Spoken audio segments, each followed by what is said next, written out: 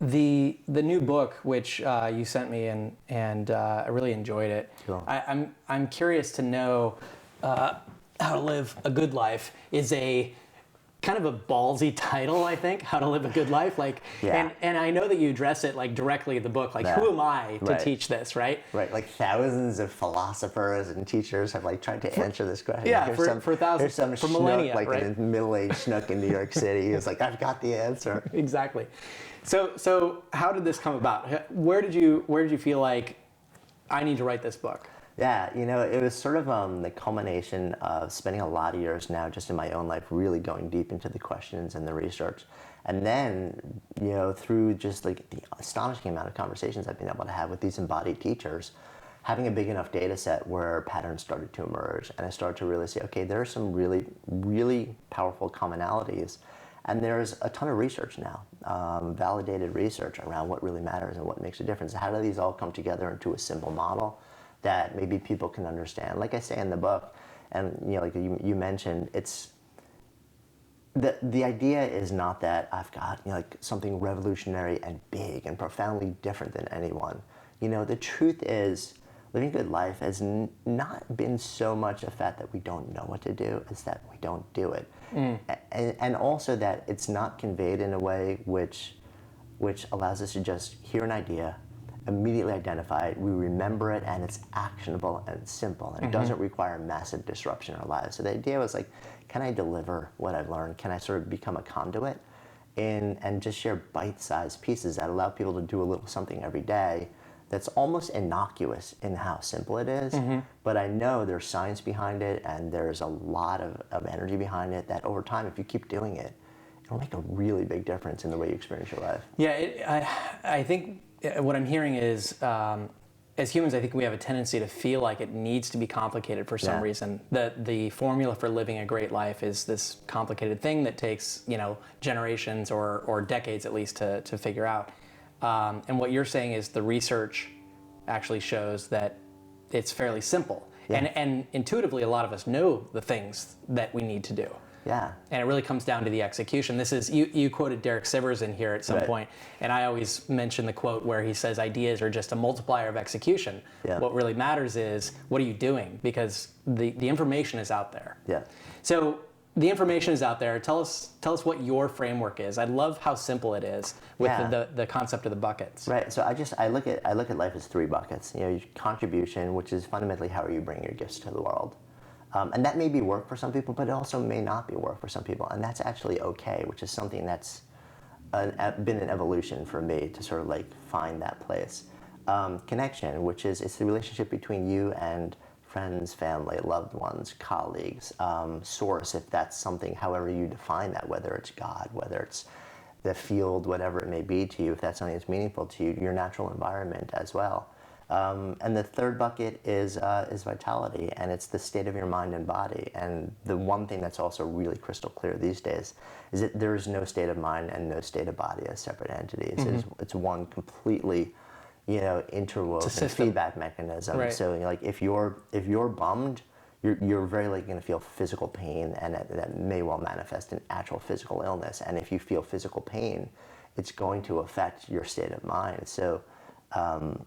So it's really about how do we optimize those systems. So the model is really simple. You wake up every day and contribution, connection, and vitality. vitality, right? And you wake up every day and you just say, okay, these three buckets need to be full for me to be living a good life.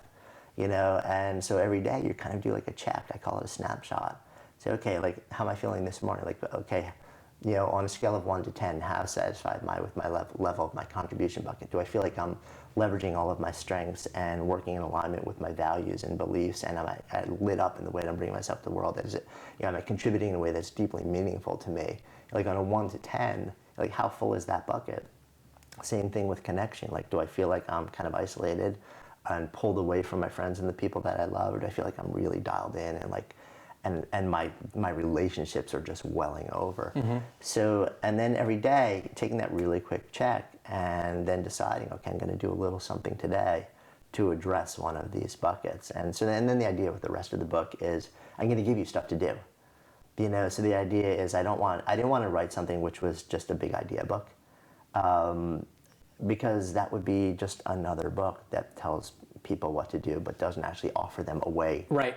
to do it. Yeah. The idea was, here's a really simple model. Yep. But I don't want you to read the book, I want you to do the book. Yeah. So then it's a series of 30 days that The each model fills is the explained buckets. in 30 pages or so. Right. It's short and sweet. You don't need a whole book to explain that. The idea with the rest of it is I'm going to give you something to do every day for a chunk of days, so you don't have to think about it.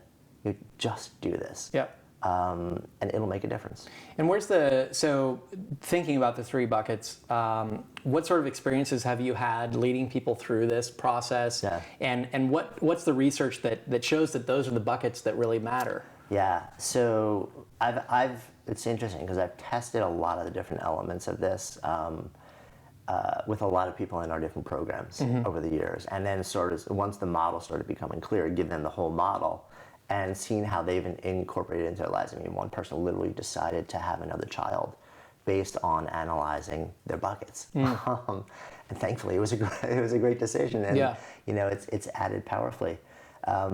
And a lot of the research that underlies this actually comes from the world of positive psychology. Okay. Where there's now close to 30 years of peer-reviewed published research, which is kind of funny too, because a lot of positive psychology is really, it's a scientifically validated overlay of a lot of traditional Eastern philosophical practices that have been around for thousands of years. Yep. And we're talking about people like Daniel Kahneman. But also like Martin Seligman, a lot of the luminaries in the world of positive psychology. Sonia Lyubomirsky, completely just butchered her name, sorry. But yeah, a lot of people who come out of that space, there's tremendous research going on. And for years in the world of psychology, the only science and the only thing that was acknowledged to be valid was how do you take somebody from being in pain or diagnosed as being mentally ill or struggling to baseline. And the idea of taking someone from baseline to flourishing wasn't considered to be valuable. Right. And the world of positive psychology comes along and says, no, actually, this is Martin Seligman's famous presentation to the American Psychological Association when he became the president. He said, we have baked a cake that's half baked, and it's time to bake the other half now. And in the early days, he was definitely viewed as a maverick and not accepted. But now there's so much validated science and research around so many of these ideas. Yep. And it's helped a lot of people. So I've taken a lot of that, and I'm fortunate to have a close group of people who are some movers and shakers and really interesting people in that space who I've been able to test a lot of these things with and help develop ideas with, and try to feed them into an experience that's where there are touches of science. I'm a complete geek when it comes to this stuff. I would just go deep and deep and deep into the science, but I realize most people don't have that time in their day. Yeah. So each day is kind of like, here's a story, so you kind of see how this works. Yeah. Here's a nugget of science, so your rational brain can say, oh, I understand this is validated and this is why it can work, and here's something to do. And I think that, even if people haven't thought deeply about what matters in life and what creates a good life, we all have a sense that obviously our health matters tremendously. Yeah. And I like the way that you group health, mental and physical into the same. Yeah. And that comes from your practice as in the fitness world, which is tremendous. It simplifies things. And then people also intuitively know that relationships matter so much. Yeah. We all are much happier when we have great relationships. And a lot of what happens in middle life, I feel like, is just isolation because everybody gets so busy and living their own lives. And then the third piece, contribution, I think that's where that one is most daunting for people in a lot of ways, right? Because you get into this state in life where you feel like this is what I'm going to do. I'm going to work this job that doesn't fulfill me anymore for the rest of my life. I mean, that is the existential question. It's like, what am I here to do? Right. When somebody has a midlife crisis, it's not a crisis of happiness. It's not a crisis of love. It's not a crisis of health. It's a crisis of meaning. When somebody's reaching that, it's an existential crisis. They're asking the question, what am I here to do? What matters to me? And am I doing what actually matters to me and to anyone I want to be in service of? And that's something where we tend to ask these big questions and also overlay like these big ominous things like you must figure out your life purpose, which I'm just not a fan of stuff like that because it's not enabling for so many people. It's paralyzing, whereas it's so much more effective to just kind of ask the question, well, what can I do with a sense of purpose?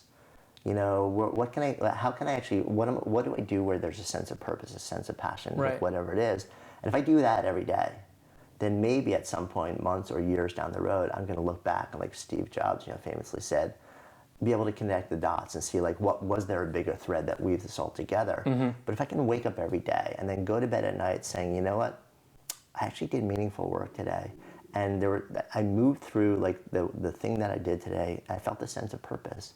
I felt a sense of mission. I felt a sense of passion. I felt lit up by what I was doing. I don't know if it's my life purpose. I don't know if it's the thing I'm here to do. Yeah. But today, it mattered. Yeah. And if you can do that today, and then every day, and then the next day, and the next day, it's a pretty good life when it comes to, like, figuring out how to contribute to the world. It takes a lot of pressure off. Yeah, it really does. I really liked what you said as well about how the buckets are interconnected, because I feel like some people just, they grab onto one of these buckets and they think that that's the key to life. If I just have really great health, or if I just have tremendous relationships, or if my work matters to the world, then I'll be happy. But without those other things, you just can't build the really truly holistic, fulfilling sort of life that people are looking for. Yeah, you can. I mean, like, the rules of the buckets all leak. The further we get into life, the faster they leak. It's just it's the nature of what they are. So you can't just top them all off. You can't go really hard and top them all off and say, like, I'm good. You're like, they're all going to leak. So you have to, it's like you're watering 3 buckets all the time for the rest of your life. Yeah. And the other thing, like you said, like, the height of your least full bucket will always cap the capacity of the other one. So a lot of people, they're trying to work, and they're like, I need to get through to the next level, and so that I'm going to work harder, right? But they're not getting through to the next level. Oh, I need to work smarter, right? It's not harder. I need to work smarter now. So they're working smarter and getting productivity systems. They're still, like, something that they can't, like, they're not breaking through. They're not able to fill that bucket. It's capped, and they can't figure. So they work harder and smarter, and nothing happens. What they don't realize is the problem isn't that they're not working hard enough. It's not that they're not working smart enough. It's that they've very likely let their vitality bucket run dry, or their connection bucket run dry. They've abandoned their health. They've abandoned their relationships. And until you actually stop working harder and stop working smarter and go back and fill those buckets again, you will never break through with that thing that you're trying to do on the work side of things. Yeah. I love this. This, to me, this framework, it's so simple, but it's the kind of thing that it just, people could actually work on instead of feeling overwhelmed by everything. The whole idea is actionable, and that's everything to me. And to me, this is a lot like building a business, because building a business is this incredibly simple thing to explain, right? You have to find a group of people who have some sort of a problem or a need in the world, right, and then figure out a way to create a solution for them that they're willing to pay for. Yeah, simple as that. That's it. That's a business. Living a good life, in a lot of ways, is just as simple, but it's all about the execution. Yeah, totally. So, fantastic. Jonathan, thank you so much for sharing with us today. Congrats on the new book. Thank you. And it's great to finally have a nice long conversation with you. Yeah, thank you so much for inviting me. Yeah, appreciate thank it. you.